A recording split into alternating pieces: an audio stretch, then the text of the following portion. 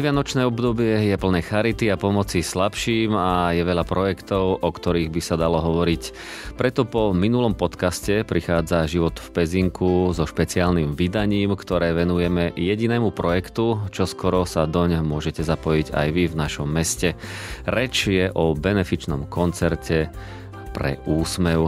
Našimi dnešnými hostiami sú fyzioterapeut Červeného nosa Šaňo Žinenka, respektíve Jozef Jurčišin Kukľa. Dobrý deň, vitajte. Dobrý večer, dobrý deň.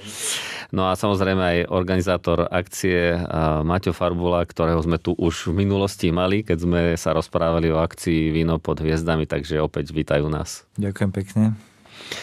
Príjemné počúvanie vám želá Juraj Jedinák. Šaňo Žinenka, to znie tak dobre. Môžeme ľuďom povedať, že ako vznikajú takéto mená a či teda všetci vaši klauni majú takéto mená vtipné, veselé pre decka alebo aj pre iných zábavné? No tak tie mená klaunské vznikajú z nás. A vlastne my tie mená tvoríme a potom to konzultujeme s našim umeleckým šéfom. A áno, sú tie mená mojich kolegovcov vtipné, napríklad takto si spomeniem na kolegynku, ktorá sa volá Zagi Uderená. Potom je tam doktor Špenát a tak ďalej. Čiže naozaj tie klaunské mená sú už na prvé počutie veľmi, veľmi zábavné aj pre tých, ktorí nás prvýkrát vidia. Červený nos viac menej ľudia nejakým spôsobom asi vnímajú, poznajú.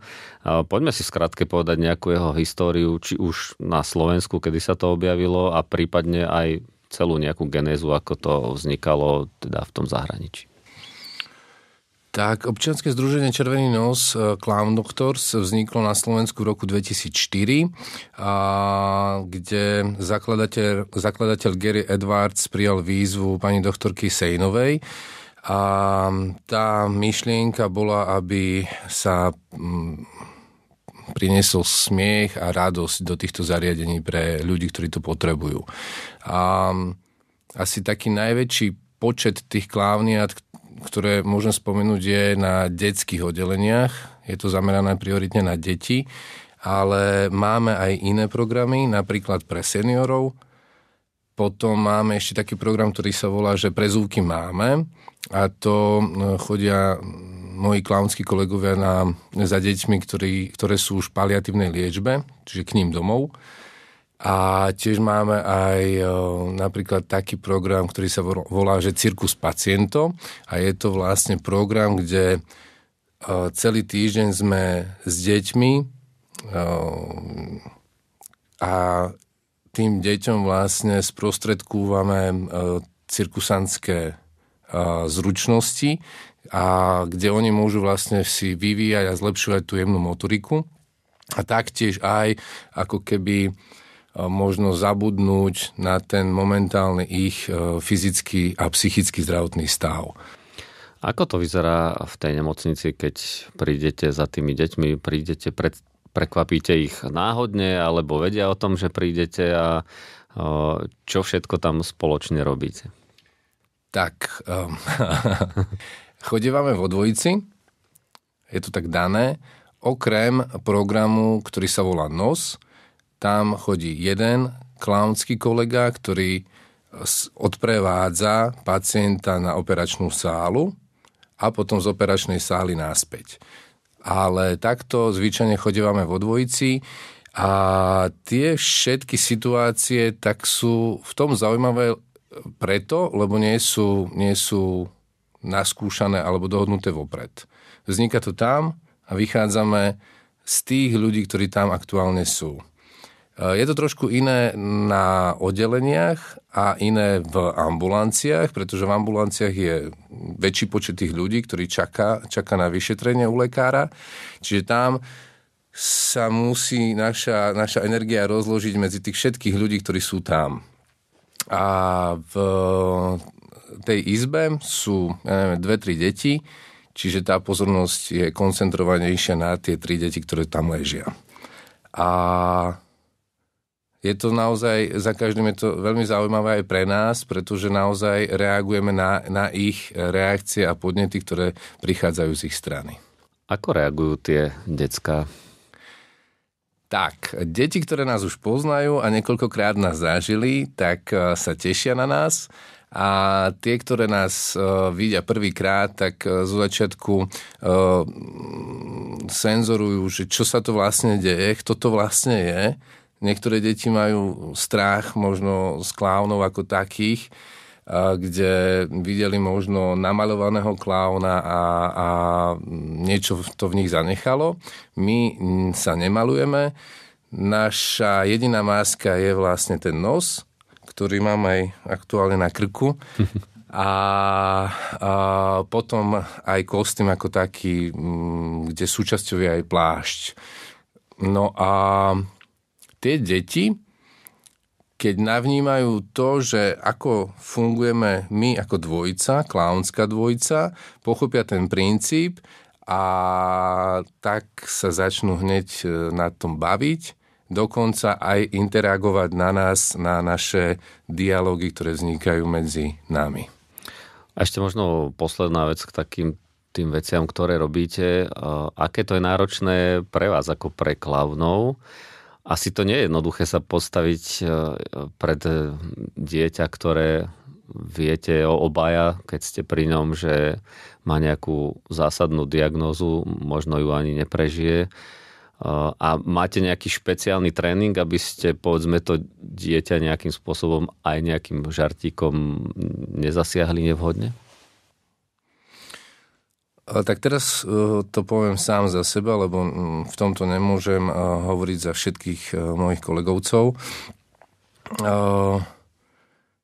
My ako združenie nám je zabezpečené veľké množstvo školení, kde vlastne sa učíme a navnímať tie veci a správne reagovať. Čiže tie školenia nám naozaj veľmi pomáhajú. Tiež máme možnosť aj, ak máme nejaký možno problém, tak to vedieť vyfiltrovať alebo môcť vyfiltrovať s nejakým psychológom. A čo sa týka mňa, áno, sú situácie, kedy to zasiahne aj mňa, ako Jozefa, ale naozaj ten nos je ako keby tak silný štít pre mňa, Jozefa, a čo mi vlastne nesmierne pomáha v tom, aby naozaj som si to nepripúšťal, ale bol tam za Šaňa, za toho klauna, ktorý nevníma tú bolesť, nevníma tie možno negatívne veci, ktoré sú tam s tým spojené, ale našim cieľom, alebo cieľom toho klauna je naozaj priniesť ten smiech a radosť. My tam nie sme psychoterapeuti, ktorí ich budú utešovať. Toto je terapia smiechom. Čiže je málo situácií, ktoré si ako keby pripustím a potom si ich nesiem so sebou domov. Nedá sa to oddeliť, ale ten nos nám v tom pomáha, aby to naozaj sme si nenosili so sebou domov. A poďme teda k tomu koncertu pre Úsmev, Maťo. Povedzme, akým spôsobom teda môžu ľudia a kedy hlavne a kde pomôcť občianskemu združeniu Červený nos? Tak koncert bude 16.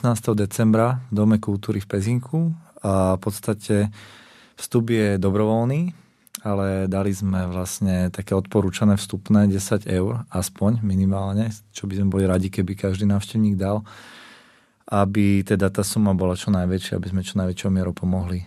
Dá sa povedať, že prečo práve Pezinok? Tak prečo? No pretože tu žijem a pretože tu robíme aj festival, ktorý proste v lete nejakým spôsobom tu funguje. A tým pádom to miesto bolo dané, že sme to chceli spraviť tu. A ľudí určite bude zaujímať, že koho môžu vidieť na tom koncerte, takže povedzme, aké kapely, interpreti prídu? Tak máme tam naozaj, že tá skladba tých interpretov je relatívne veľká. Behom toho večera vystupí naozaj množstvo ľudí. Máme tam Lepajacov vystupí, je tam orchester Žana Valžana, Petr Juhas, je tam Jerguš Horavec vystupí,